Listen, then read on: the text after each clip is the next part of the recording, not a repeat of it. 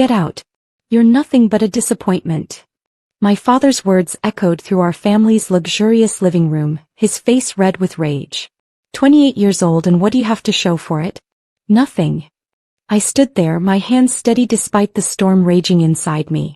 Behind him, my mother sat perched on our imported Italian sofa, her lips pressed into a thin line of disapproval. The same expression she'd worn throughout my childhood. I built this company from nothing, he continued, gesturing to the various awards and recognition plaques that lined our walls. And you refused to follow the path I set for you. Instead, you waste time with your innovative ideas and sustainable business models. The way he spat those words made them sound like insults. To him they were. Dad, if you just look at my proposal, I started, but he cut me off with a dismissive wave. Enough, Olivia. Your brother managed to secure 3 major contracts this month alone. Meanwhile, you're still talking about long-term sustainability and ethical business practices. This isn't some university classroom. My brother Marcus. Of course. The golden child who followed our father's every command, who never questioned the old ways of doing business, who didn't care if their practices were destroying the environment or exploiting workers, as long as the profit margins kept growing. The industry is changing, I said firmly, refusing to back down. If Harrison Industries doesn't adapt. Out. He roared, making my mother flinch. Pack your things and get out of my house. Since you think you know better than 30 years of business experience, go prove it. But don't come crawling back when you fail. I didn't cry. I didn't beg. Instead, I walked to my room with my head held high, packed my essentials, and walked out of the mansion I'd called home for 28 years. My mother didn't even get up to say goodbye. That was 3 years ago. I'd love to say I immediately became successful, that I proved them wrong overnight. But real life isn't that simple. The first 6 months were brutal. I moved into a tiny studio apartment, survived on instant noodles, and worked 18-hour days building my company from scratch. Sterling Industries started small. Just me, my laptop, and an unwavering belief that business could be both profitable and ethical. I used my savings to hire 2 brilliant engineers who'd been overlooked by the major corporations because they didn't fit the traditional mold. Together, we developed revolutionary green technology that could cut industrial energy consumption by 60%. The breakthrough came when a mid-sized manufacturing company took a chance on us. Our system saved them millions in energy costs while significantly reducing their carbon footprint. Word spread quickly in the industry. By the end of our first year, Sterling Industries had grown from 3 people in a cramped office to 30 employees occupying half a floor in a downtown building. By year 2, we had offices in 3 cities and a client list that included some of the biggest names in manufacturing. I made sure to keep my name out of the press.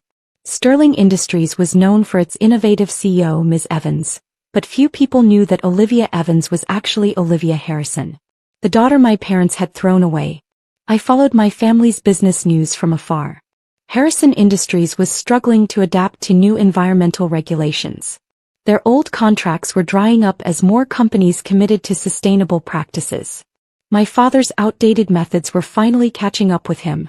Then came the Maxwell contract. Maxwell Corp was the biggest name in sustainable technology manufacturing. Landing their business could make or break a company. I knew Harrison Industries was desperate to secure it. They needed a win to stay relevant in the changing market. What my parents didn't know was that 6 months ago, Sterling Industries had quietly acquired controlling interest in Maxwell Corp through a series of shell companies. Every major decision, every contract had to cross my desk. So when my assistant walked in with the contract proposal from Harrison Industries, I couldn't help but smile at the irony. The daughter they'd kicked out for being useless now held their company's future in her hands. I read through their proposal carefully. It was exactly what I'd expected, full of empty promises about sustainability while planning to use the same old harmful practices. They were trying to buy their way into the green energy market without actually changing anything. My phone buzzed. A message from my brother. Dad's really nervous about this Maxwell deal. Keeps saying it's our last chance to turn things around. Guess you were wrong about the industry changing, sis. We're about to land the biggest contract of the year. I set my phone down and picked up my stamp. The same stamp that had approved dozens of contracts worth hundreds of millions of dollars. The same stamp that could save or destroy Harrison Industries. In bright red ink I marked the proposal, rejected. But this wasn't just about revenge. I had a bigger plan in mind. One that would force my family to face everything they tried to ignore. Tomorrow morning I would walk into Harrison Industries not as their rejected daughter, but as the CEO of Sterling Industries, the company they were about to learn they desperately needed. Sometimes karma works in deliciously ironic ways. The Harrison Industries lobby hadn't changed in 3 years. The same marble floors, the same pretentious artwork, the same receptionists with plastic smiles. But this time as I walked through the revolving doors in my tailored suit, I wasn't the disappointing daughter. I was Olivia Evans, CEO of Sterling Industries. I have a 9 a.m. with the board, I told the receptionist, enjoying how she straightened up at my presence. Everyone in the industry knew about Sterling's success, even if they didn't know who really ran it. Of course, Ms. Evans. Mr. Harrison and the board are expecting you. The elevator ride to the top floor brought back memories. How many times had I stood in this same elevator, clutching proposals my father would never read? How many times had I tried to warn them about the changing industry, only to be dismissed? My assistant Sarah stood beside me, tablet in hand. Their quarterly reports arrived this morning, she whispered. They're in worse shape than we thought. The Maxwell rejection hit them hard. I nodded. And the other matter? Done.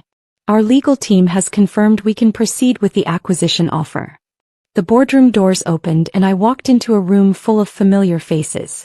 My father sat at the head of the table looking older than I remembered. The constant stress of watching his empire crumble had taken its toll. My brother Marcus sat to his right, attempting to project confidence but failing to hide his worry. Ms. Evans, my father stood, extending his hand. Thank you for coming on such short notice. I shook his hand firmly, noting how he didn't recognize me. 3 years, a different last name, and success had changed me more than I realized. Let's skip the pleasantries, I said, taking a seat. We all know why I'm here. Harrison Industries is failing. Your quarterly reports show a 60% drop in profits. Your major clients are jumping ship to companies with better environmental practices. And now, after the Maxwell rejection, your stock has hit an all-time low. Marcus leaned forward. We've had a rough quarter, but 3 years, I cut him off. For 3 years your company has refused to adapt.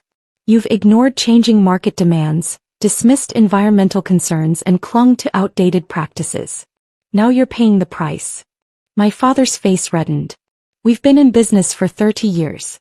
Who are you two? I'm the CEO of the company that's offering to save yours, I interrupted, sliding folders to each board member. Sterling Industries is prepared to acquire Harrison Industries. We'll modernize your operations, retain most of your workforce, and implement sustainable practices that will make you profitable again. The board members eagerly opened their folders. My father sat frozen. This is a hostile takeover, Marcus sputtered, scanning the documents. No, I smiled. This is an opportunity. Your only opportunity, actually. Without this deal, Harrison Industries will be bankrupt within 6 months. My father finally found his voice. You can't. Actually, I can. I stood up, walking to the front of the room. You see, I've spent 3 years building what you said couldn't be done. A company that's both profitable and ethical. While you were chasing quick profits, I was developing technologies that are now industry standards. Something flickered in my father's eyes. Recognition maybe, or just fear. Sterling Industries isn't just offering to buy you out, I continued. We're offering to save everything you built. The jobs of hundreds of employees. The legacy you're so proud of. All you have to do is sign. A board member spoke up. Mr. Harrison, we should consider this. The terms are more than fair. My father stared at me, really looked at me for the first time since I'd entered the room. Olivia. The room went silent. Marcus's jaw dropped. Hello, Dad. I kept my voice steady. Surprised to see your disappointment of a daughter? He stood up so quickly his chair toppled backward. This is some kind of revenge plot? No, I said firmly. This is business. The kind of business I tried to tell you about 3 years ago. The future you refused to see. Marcus found his voice. You can't do this to our family. Family. I laughed. You mean the family that threw me out? The family that dismissed every idea I had? That family. I turned to the board members. 3 years ago I stood in this room and presented a plan for sustainable technology. I warned that the industry was changing. Mr. Harrison here called me naive and kicked me out of both the company and his home. Now I'm offering to save everything he built. My father sank back into his chair looking defeated. Why didn't you tell us about Sterling? Would you have listened? I asked quietly. Or would you have tried to shut me down like you did with every other idea I had? The room fell silent again. Board members exchanged glances, papers rustled, and 30 years of stubbornness began to crack. The offer expires in 24 hours, I said, gathering my things. I suggest you think carefully about the future of this company and the jobs that depend on it. As I turned to leave, my father's voice stopped me. Olivia, wait. I paused at the door. I was wrong, he said, his voice rough with emotion. About everything. I turned back. Yes, you were. The question is, are you ready to admit that to more than just me? He looked around the boardroom at the faces waiting for his decision. 30 years of doing things his way, of refusing to change, had led to this moment. The world is changing, he said slowly. Maybe it's time we change too. 2 weeks later, I sat in what used to be my father's office, now mine, signing the final acquisition papers. Harrison Industries would become a subsidiary of Sterling, with a new focus on sustainable technology. Most employees kept their jobs, though several board members, including Marcus, chose to leave. My father, surprisingly, asked to stay on as a consultant. I have a lot to learn, he admitted during our first meeting. About business, about change, about family. It wasn't forgiveness, not yet. That would take time. But it was a start. The nameplate on the desk still read Harrison Industries, but with a Sterling company beneath it. A reminder that sometimes success isn't about destroying the old, but about transforming it into something better. My mother called a week after the acquisition was announced. I always knew you were special, she claimed, trying to rewrite history. I let her talk, but I didn't let her change the past. Mom, I said finally, if you want to be part of my life now, you need to accept that I'm not the daughter you wanted. I'm the daughter who proved you wrong. The view from the office window showed a city changing, growing, becoming better. Just like the company I now ran. Just like the relationships I might rebuild on my terms. 3 years ago they kicked me out for being useless. Now their company's survival depended on what I'd built. But the real victory wasn't in proving them wrong. It was in proving myself right. Sometimes the best revenge isn't about destroying what hurt you. It's about building something so magnificent that they're forced to recognize their own mistakes. And sometimes, if you're lucky, those mistakes can become stepping stones to something better. As I sat in my new office, I thought about the long journey from that painful night to this moment. Success hadn't come overnight. It had come through countless sleepless nights, through determination, through believing in myself when no one else would. The intercom buzzed. Ms. Evans, your father's here for the sustainability meeting. I smiled, picking up the folder of new proposals I'd prepared. Send him in. The door opened and my father entered, looking more humble than I'd ever seen him. Ready to learn about the future? I asked. He nodded, taking a seat. Ready to learn from my daughter. And that, more than any contract or acquisition, felt like true success.